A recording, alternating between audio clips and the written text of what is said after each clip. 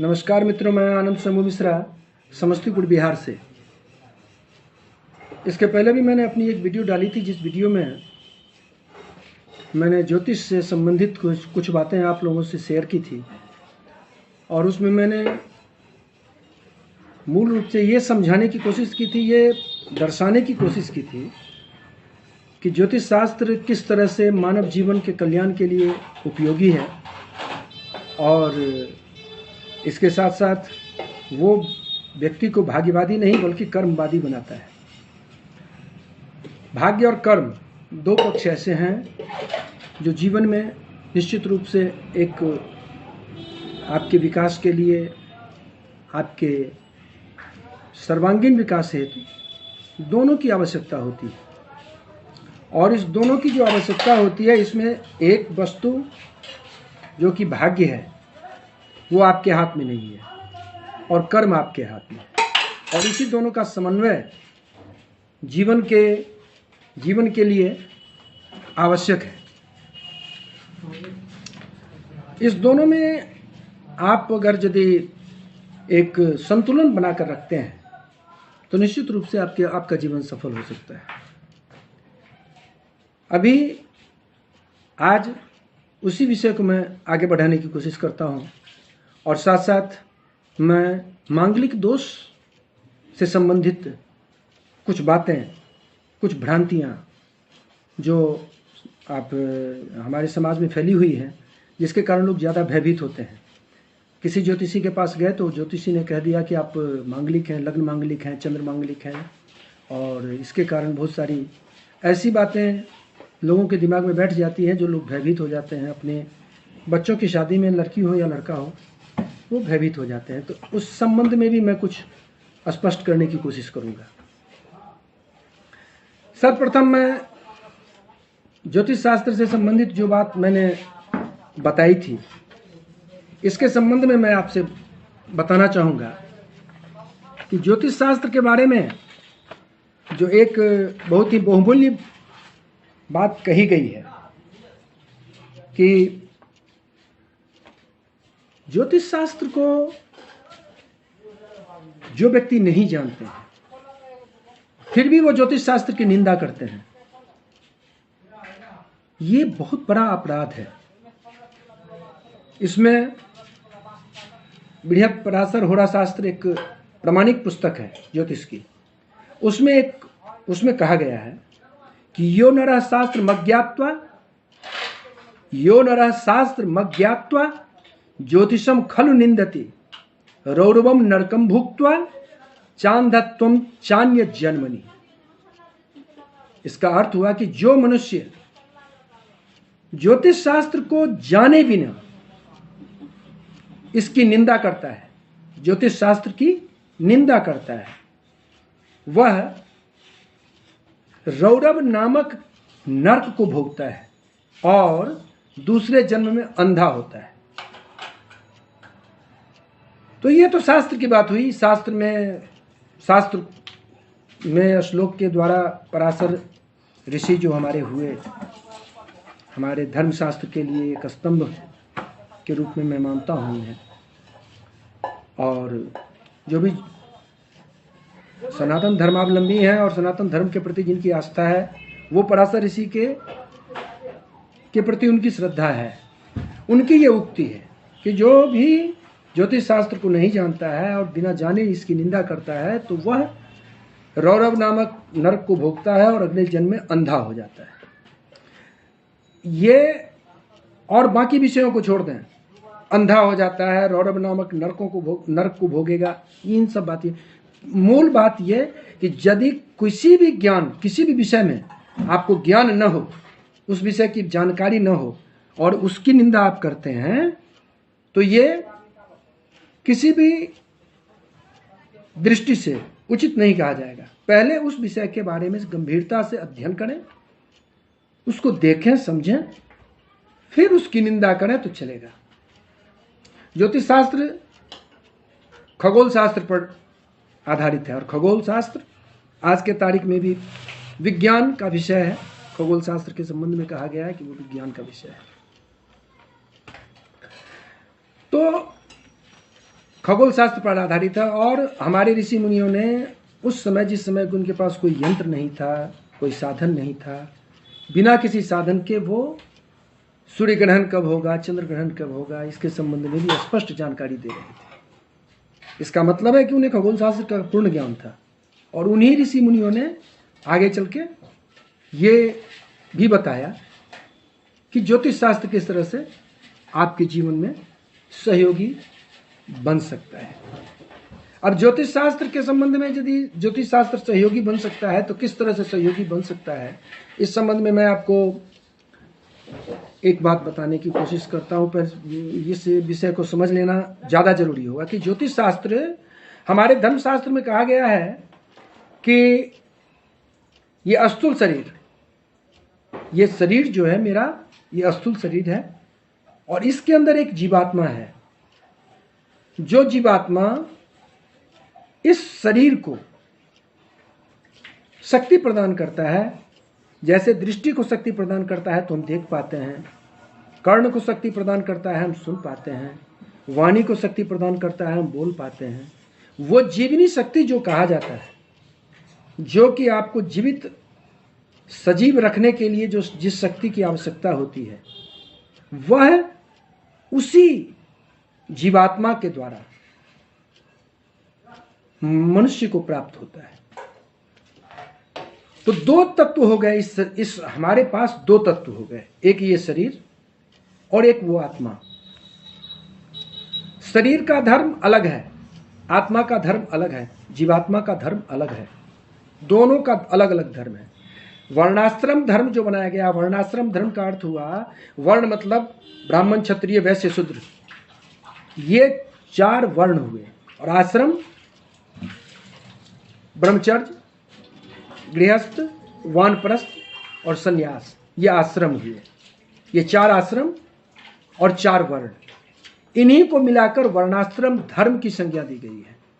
तो वर्णाश्रम धर्म में, वर्णाश्रम धर्म पूरा जो बना है इस शरीर के लिए बना है। वो जो जीव है, वो जो जीवात्मा है शरीर के अंदर, जिसके निकल जाने के बाद ये शरीर तो वैसा ही पड़ा रहता है। मान लिया जाए कोई व्यक्ति चलते चलते एकाएक उसका डॉक्टर बोलेगा कि ये हार्ट अटैक हो गया। क्या हुआ भाई, कैसे मर गया? तो हार्ट अटैक हो गया, मर गए। तो उसके सारे अंग आपके सामने मौजूद हैं। फिर वो कौन सा तत्व ऐसा है जो इसके शरीर से निकल गया, जिसके कारण कि ये निर्जीव हो गया? अब न इसकी आंख देख रही है, न इसके कर्ण सुन रहे हैं, न इसकी वाणी से शब्द निकल रहा है। ये कौन सा वो तत्व था? तो वही तत्व है वो जीवात्मा, जिस जीवात्मा के कारण मनुष्य जीवित है। उसका धर्म फिर अलग है। ऋग्वेद, 4 वेद हैं हमारे यहाँ। ऋग्वेद के 10म मंडल में, 10म मंडल में पुरुष सूक्त नाम से 16 ऋचाओं का एक संग्रह है। 10म मंडल में, ऋग्वेद के 10म मंडल से मैं बोल रहा हूँ। और उसमें वर्ण की उत्पत्ति जो दी गई है कि वर्णों की उत्पत्ति कैसे हुई। ये 4 वर्ण ही बनाए, बाकी जातियों का विभाजन जो है वो जातियों का विभाजन बाद में हुआ है। जातियों का विभाजन बाद में हुआ है। पहले वर्ण की व्यवस्था, वर्ण व्यवस्था देखिए कि ब्राह्मणों से मुखमासित बाहु राजन्य कृत है ऊरु तदस यद वैश्य पदभ्यागं शूद्रो अजायत। ब्राह्मणों से मुखमासित बाहु राजन्य कृत ऊरु तदस यद वैश्य पदभ्यागं शूद्रो अजायत। ये पुरुष सूक्त का में दिया गया ये ऋचा है, पुरुष सूक्त की ऋचा है। अब इस ऋचा का अर्थ जो है कि एक ऐसे पुरुष की कल्पना की गई वहाँ, जो पुरुष की पूरी सृष्टि को संचालित कर रहा है। उसी से सृष्टि की उत्पत्ति हो रही है, उसी से सृष्टि का पालन हो रहा है, उसी में सृष्टि का फिर लय हो रहा है। और उस सृष्टि, उस पुरुष के मुंह से, ब्राह्मणों से मुखमासित, उस पुरुष के मुंह से ब्राह्मण की उत्पत्ति हुई। ब्राह्मणों से मुखमासित बाहु राजन्याकृता, बाहु से राजन्याकृता मतलब क्षत्रिय की उत्पत्ति हुई। राजन, क्षत्रिय को राजन भी बोला जाता है, क्षत्रिय की उत्पत्ति हुई। राजन्याकृता ऊरु तदस यद वैश्य, और ऊरु मतलब जांघा होता है, तो जांग से वैश्य की उत्पत्ति हुई। ऊरु तदस यद वैश्य पदभ्यागं शूद्रो अजायत, और पैर से शूद्र की उत्पत्ति हुई। अब यहाँ पर एक जो सामान्य विषय है कि यदि परमपिता परमेश्वर के से उत्पन्न कोई वस्तु होगी तो वो अशुद्ध तो हो नहीं सकता है, कोई भी अशुद्ध नहीं हो सकता है। उनसे जो भी उत्पन्न हो रहा है वो अशुद्ध हो ही नहीं सकता है, क्योंकि वो नित्य शुद्ध है।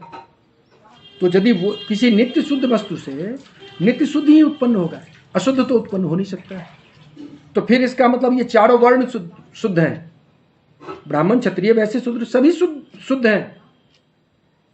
कर्म के आधार पर, अपने अपने ज्ञान के आधार पर, संस्कार के आधार पर इनके वर्णों की व्यवस्था हुई है और आगे चल के जातियों में विभाजित हो गया है। तो ये वर्ण हो गया।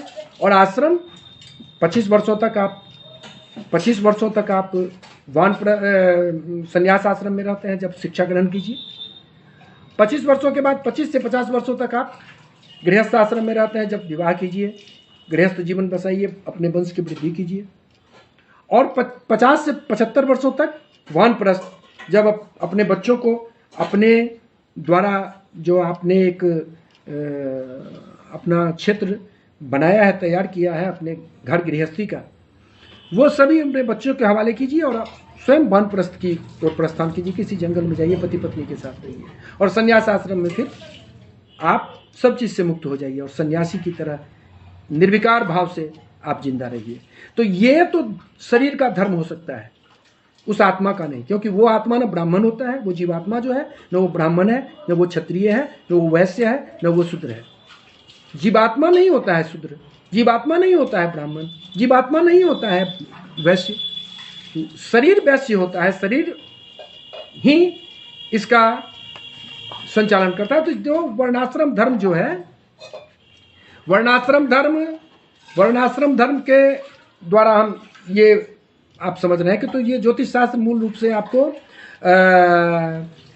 आपके इस स्थूल शरीर के विषय में ही बताने की कोशिश करता है, जिसमें कि वर्णाश्रम धर्म भी साथ साथ जुड़ा हुआ है। आत्मा के लिए, वो जीवात्मा के लिए जो बताता है, वो उसके लिए ज्योतिष में आप अष्टम भाव, नवम भाव, अष्टम भाव, नवम भाव और द्वादश भाव, इन 3 भाव और बृहस्पति, इसके द्वारा हम देखते हैं कि वो पूर्व जन्म में कैसा था, उसके वर्तमान जन्म में कितना धार्मिक होगा, किस तरह की उसकी प्रवृत्ति होगी, और मृत्यु के उपरांत उसे मोक्ष की प्राप्ति होगी या न होगी, इन सब चीज़ को देखा जाता है। लेकिन मैं उस विषय को ज़्यादा गंभीरता से नहीं लेता हूँ। जो वर्तमान स्थिति है, वर्तमान को पहले मैं देखने की कोशिश करता हूँ। बाकी कुंडली के जो 12 भाव हैं, उसमें से बाकी भावों के द्वारा मैं ये देखने की कोशिश करता हूँ कि वर्तमान कैसे उसका दुरुस्त होगा। अब यहाँ कष्ट, दुख और सुख, इस दो विषय जो आता है, जो 2 विषय के कारण ही ये ज्योतिष शास्त्र की उत्पत्ति का मूल उद्देश्य मैं मानता हूँ कि दुख सुख, कि आपको सुख की प्राप्ति हो, दुख की निवृत्ति हो और सुख की प्राप्ति हो। तो दुख की निवृत्ति और सुख की प्राप्ति के लिए आप क्या कर सकते हैं? दुख की निवृत्ति और सुख की प्राप्ति के लिए आप क्या कर सकते हैं? तो उसमें कहा गया है कि दुख की निवृत्ति और सुख की प्राप्ति के लिए आप क्या कर सकते हैं? उसमें कहा गया है कि मन एव मनुष्यानाम कारणम बंध मोक्षयो।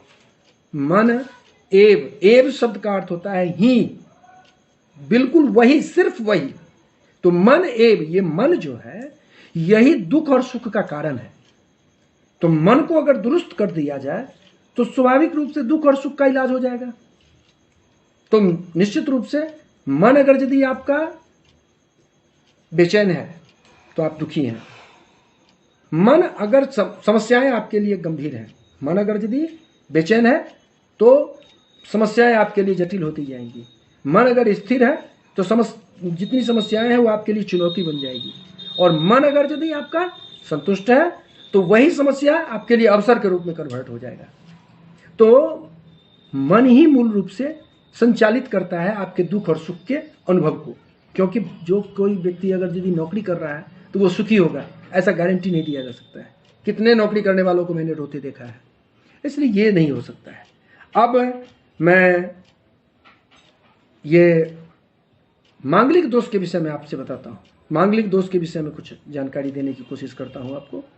मांगलिक दोष के विषय में मैं बता देता हूँ कि मांगलिक दोष के बारे में प्राचीन ग्रंथों में, मूल रूप से प्राचीन ग्रंथों में जो लिखा गया है, जैसे पराशर होरा शास्त्र हुआ या भावदीपिका, इन ग्रंथों में कहा गया है कि लग्न में, चतुर्थ में, सप्तम में, अष्टम में और द्वादश में, इन भावों में अगर मंगल हो तो वो कुंडली मांगलिक कुंडली कहा जाता है, मंगल दोष युक्त कुंडली कहा जाता है। ये हमारे पूर्वोत्तर भारत का या पश्चिम भारत को भी, उत्तरी भारत पूरा ले लें, यहाँ ये प्रचलित है। दक्षिण भारत में द्वितीय भाव का मंगल भी मांगलिक कहा जाता है, वहां पर भी मांगलिक माना जाता है। वहां माना जाता है कि अगर द्वितीय भाव में भी मंगल है तो मांगलिक हो गया। वैसे लग्न, चतुर्थ, सप्तम, अष्टम और द्वादश, इन भावों में अगर मंगल है तो आप मांगलिक दोष युक्त कुंडली को कह सकते हैं। यह तो हुआ कि सामान्य रूप से आप समझ सकते हैं कि यह मांगलिक दोष हुआ। अब मैं मूल रूप से यहां बताने की कोशिश आपको यह करता हूं कि मांगलिक दोष कब नहीं होगा, मांगलिक दोष कब नहीं होगा।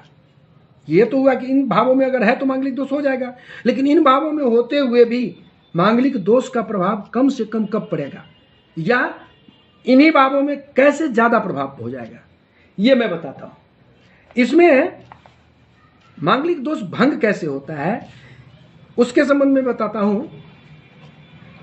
इसके संबंध में मैं बताता हूं कि अजय लग्ने व्यये चापे पाताले वृश्चिके स्थिते द्यूने मीने घटे रंध्रे भौम दोषों न विद्यते। मतलब यदि मंगल लग्न में मेष अथवा मकर राशि में हो, जब ही लग्न में मंगल होगा तो प्रथम भाव मंगल है, प्रथम भाव है लग्न, तो प्रथम भाव में मंगल तो मांगलिक हो गया। लेकिन प्रथम भाव में अगर मेष राशि में मंगल चला गया या मकर राशि में मंगल चला गया तो क्या हो जाएगा, मेष राशि में जाएगा स्वगृही हो जाएगा, मकर राशि में हो जाएगा उच्च का हो जाएगा। मतलब स्वगृही और उच्च का अगर मंगल हो गया लग्न में तो फिर मांगलिक दोष नहीं होगा। द्वादश में धनु राशि, और अगर यदि 12वें भाव में अगर मंगल है और वहां पर अगर यदि धनु राशि है, मतलब लग्न आपका मकर लग्न हो जाएगा, लग्न मकर और धनु राशि में अगर यदि मंगल पे है तो फिर मांगलिक दोष नहीं लगेगा। चतुर्थ में वृश्चिक राशि, अब यदि वृश्चिक राशि चतुर्थ में है तो फिर स्वगृही हो गया मंगल चतुर्थ भाव में, तो फिर वहां मांगलिक दोष नहीं लगेगा। और सप्तम में वृष राशि, और सप्तम भाव में अगर वृष राशि हो अथवा मकर राशि हो तो वहां पर फिर मांगलिक दोष नहीं लगेगा, क्योंकि सप्तम में वृष राशि में अगर यदि मंगल चला गया, शुक्र की राशि में वो चला जाता है, तो फिर वो वहां पर उसका दोष कम हो जाता है, उसका प्रभाव कम हो जाता है। और मकर में गया तो उच्च का हो जाएगा तो फिर दिक्कत ही नहीं है। और अष्टम में कुंभ और मीन में स्थित हो तो मांगलिक दोष नहीं लगता है। ये मांगलिक दोष के नहीं लगने का जबकि लग्न में, चतुर्थ में, सप्तम में, अष्टम में, द्वादश में मंगल होते हैं तो मांगलिक दोष लगता है। लेकिन अगर परिस्थितियां ऐसी बन जाए तो फिर मांगलिक दोष नहीं लगेगा। मैं फिर से इसको रिपीट कर देता हूं कि जैसे मंगल अगर लग्न में मेष या मकर राशि में हो तब मांगलिक दोष नहीं होगा, द्वादश में धनु राशि में हो तो मांगलिक दोष नहीं लगेगा, चतुर्थ में वृश्चिक राशि में हो तब मांगलिक दोष नहीं लगेगा, सप्तम में वृष राशि अथवा मकर राशि में हो तब मांगलिक दोष नहीं लगेगा, अष्टम में कुंभ अथवा मीन राशि में स्थित हो तो मांगलिक दोष नहीं लगेगा। यह हो गया कि मांगलिक दोष कब नहीं लगता है। इसके अलावा चतुर्थ, सप्तम अथवा द्वादश में मेष या कर्क का मंगल हो तो मांगलिक दोष नहीं होता है। चतुर्थ भाव में भी मंगल होता है तो मांगलिक दोष लगता है। मैंने बताया आपको कि लग्न, चतुर्थ, सप्तम, अष्टम और द्वादश, तो चतुर्थ भाव में मंगल अगर होता है तो मांगलिक दोष लगेगा, सप्तम में अगर यदि होगा तो मांगलिक दोष लगेगा, द्वादश में होगा तो मांगलिक दोष लगेगा। लेकिन अगर यदि चतुर्थ, सप्तम अथवा द्वादश में मेष या कर्क का मंगल हो, मेष का मंगल होगा तो फिर स्वगृही हो जाएगा, कर्क का मंगल होगा तो नीच का हो जाएगा। मतलब मूल रूप से यह हो गया कि स्वगृही या उच्च का या नीच का, ऐसे समझिए, स्वगृही, उच्च या नीच का मंगल है तो फिर मांगलिक दोष नहीं लगता है। यहां नहीं शब्द जो मैं प्रयोग कर रहा हूं इसको आप इस तरह से समझिए कि वो उसके दोष का प्रभाव घट जाता है, कम हो जाता है। इसके अलावा अगर क्योंकि दो कुंडलियों का मिलान जब होता है, विवाह में मिलान कराते हैं, कुंडलियों का मिलान होता है, कुंडली मिलापक उसको बोला जाता है। इसमें अगर गुण 27 से ऊपर हो जाए, गुण बाहुल्य भौम दोषो न विद्यते, गुण बाहुल्य भौम दोषो न विद्यते, अगर गुण की बाहुल्यता हो जाए तो फिर मांगलिक दोष नहीं लगता है। यह एक बहुत बड़ी बात हुआ। इसके अलावा व्यय च कुछ दोष कन्या मिथुन योर बिना द्वादशे भौम दोषस्तु वृष तौलिक योर बिना।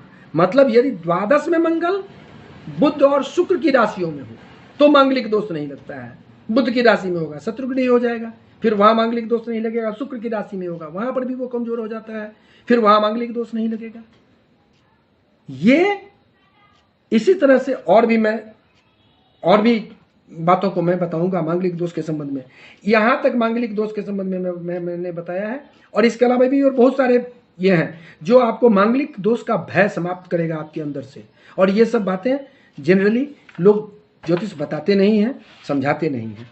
अब थोड़ा सा मैं एक उन ज्योतिषों के लिए मैं बता देता हूं कि जो ज्योतिष सीखना चाहते हैं या अभी ज्योतिष का काम कर रहे हैं, तो उनके लिए ज्योतिष के संबंध में मैं एक छोटी सी बात बताऊं। अगर मीन लग्न का अगर यदि कुंडली हो, मीन लग्न की कुंडली अगर यदि है और मीन लग्न की कुंडली में बुध अगर वृश्चिक राशि में हो, अगर यदि बुध वृश्चिक राशि में होगा तो बुध चला जाएगा नवम भाव में।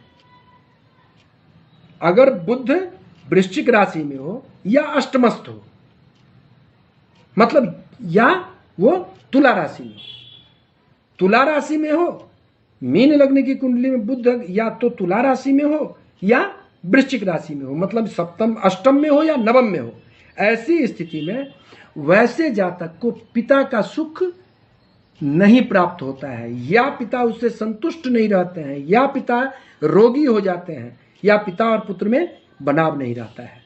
ये बात जो मैं आपसे बता रहा हूं इसका डिटेल में फिर करूंगा अगली कुंडली में, क्योंकि ये क्यों होता है आपको ये कहीं नहीं मिलेगा। ये मैं जो बता रहा हूं ये किसी शास्त्र में, किसी ज्योतिष की पुस्तक में ढूंढने की कोशिश कीजिएगा, नहीं मिलेगा। इसके बारे में भी मैं अगली कुंडली में, अगले वीडियो में डिटेल करूंगा आपको। धन्यवाद। अगर मेरा वीडियो पसंद आए तो कृपया इसे लाइक, सब्सक्राइब, शेयर और कमेंट जरूर करें। साथ ही मेरा मोबाइल नंबर स्क्रीन पर दिख रहा है और नीचे डिस्क्रिप्शन में भी है। यदि मुझसे ज्योतिष या धर्म से संबंधित कोई भी बात करनी हो तो आप मुझे फ़ोन कर सकते हैं। मैं आपकी सेवा में सदैव उपस्थित रहूँगा। धन्यवाद।